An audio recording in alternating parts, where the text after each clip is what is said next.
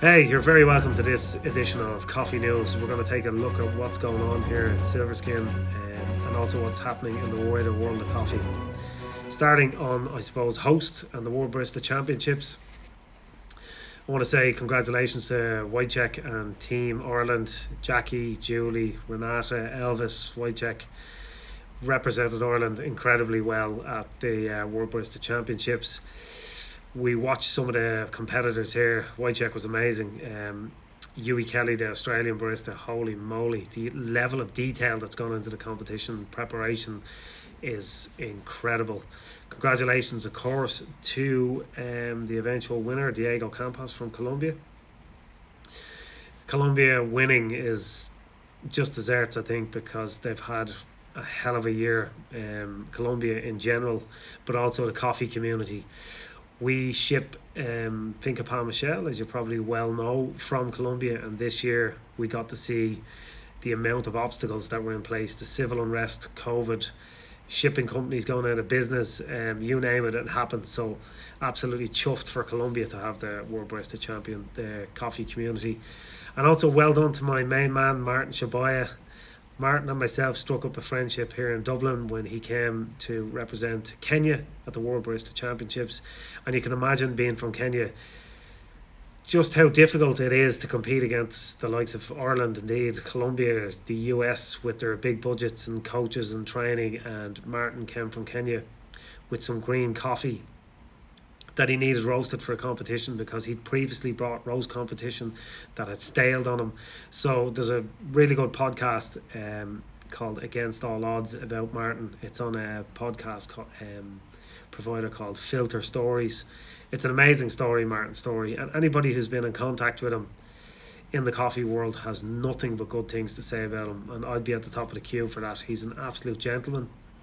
I remember him fondly in a pub singing rebel songs, and I'll never ever forget a lad from Kenya sitting, scalping Guinness into him, sitting in a pub in the middle of Dublin. So Martin, congratulations, 5th place, absolutely delighted for you. Just on host, I see that the Malconic have a few new releases, as well as Marzocco.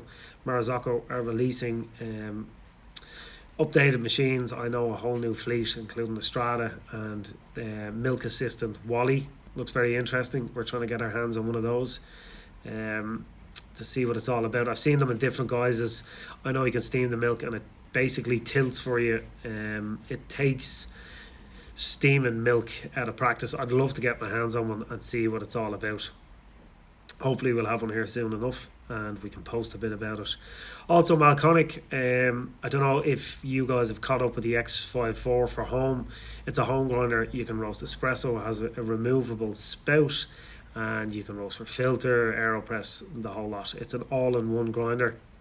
There's a couple of videos on our page about them. We have them in stock here. I would advise anybody who's going to buy any equipment really for Christmas to get it done in November, given lead times and shortages and Brexit and blah blah, the whole lot of it.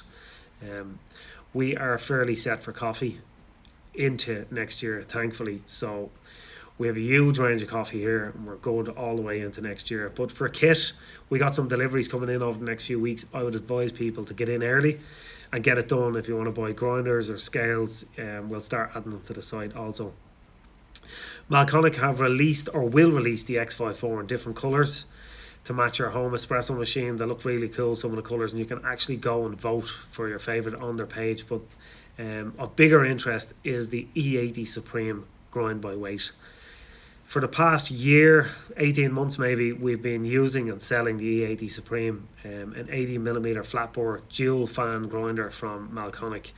Once you team one of these up with the M5 built-in puck press, you're basically grinding and tamping coffee in about 5 seconds. They're an amazing grinder. The coffee, the extraction, the yield is definitely gone up without drying out the shot. The grinder is incredible. It's like a hybrid between a EK43 and a shop grinder. Anybody who uses one or has one knows how good they are, how quick, precise and clean. I mean, if you want to spend a couple of seconds grinding your coffee and the rest perfecting it and talking to a customer, they're definitely a grinder worth investing in.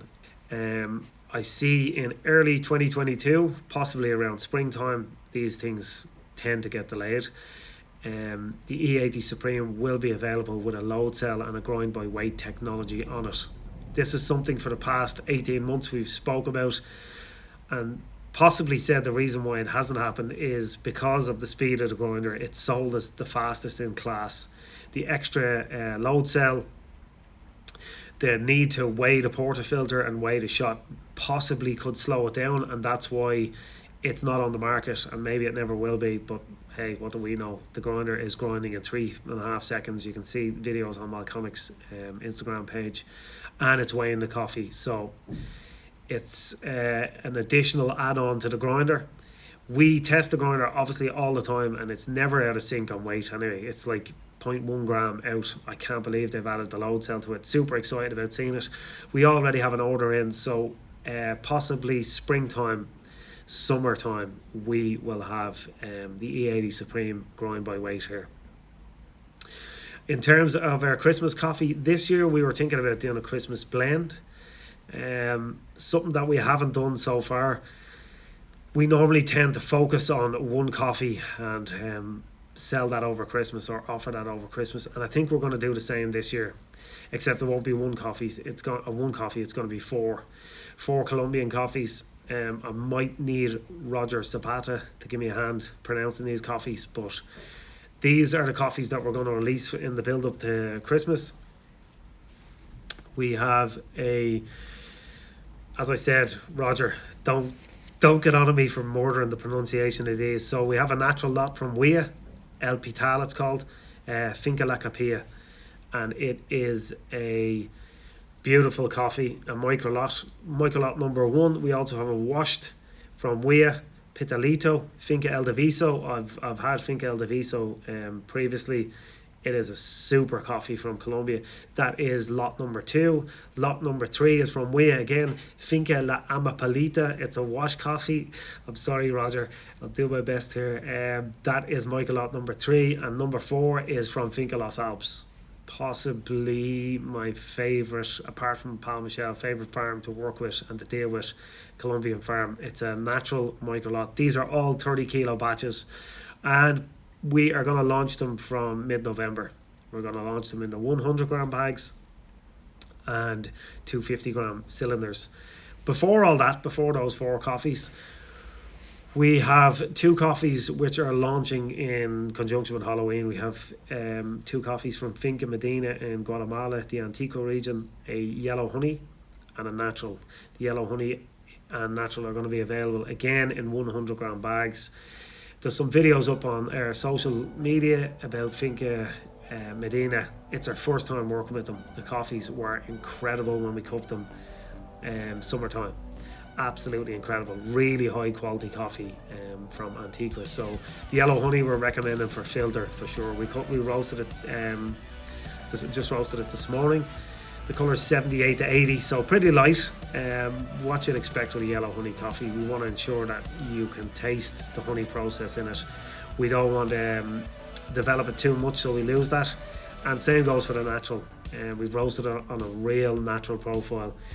Colour's a bit lighter, like 80 points. So they're available both on filter. If you would like to try either of them on espresso, when you go onto the website, all you got to do is select espresso type roast, or pop in the notes that you want to taste them with a little bit more development time. So that's it. That's all we have to say really about the first edition of Coffee News. Thank you so much for listening, and we look forward to chatting to you a bit more. Thanks.